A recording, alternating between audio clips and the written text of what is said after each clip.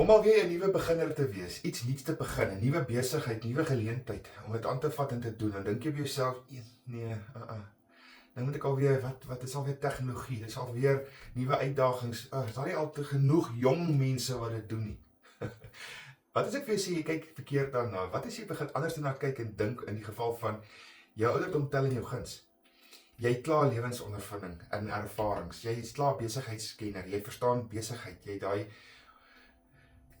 skills al oor soveel jare geleer en so skerp gemaak. Wat as ek vir jou sê, hierdie kan alles in jou guns tel. Ou moet anders daarna goed kyk, want my ouderdom tel in my guns, want ek verstaan klaar hoe werk dit al buite. Nou ja, soveel te meer ek nou juist na digitale bemarking begin kyk, want dit is klare besigheid wat klaar oplossings het en klaar die geleentheid het en klaar beproef is, en jy hoef dit nie van dag 1 af alles te weet nie.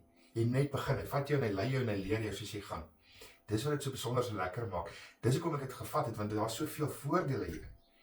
Ja, met my ouderdom en kennis en lewensondervinding en ervarings en is dit nog 'n ding wat jy vat en lei, want daar is nie risiko nie, daar's nie kostes nie, daar's nie niemand faal hierin nie. Almal kry reg om sukses hierin te maak. Soveel te meer gaan ek vir jou sê, sit net vir my begin in die comments. Hoef jy inligting stuur. Ek gaan vir jou inligting stuur, my nommer is hier onder, jy kan my WhatsApp, jy kan my bel, gaan lekker gesels.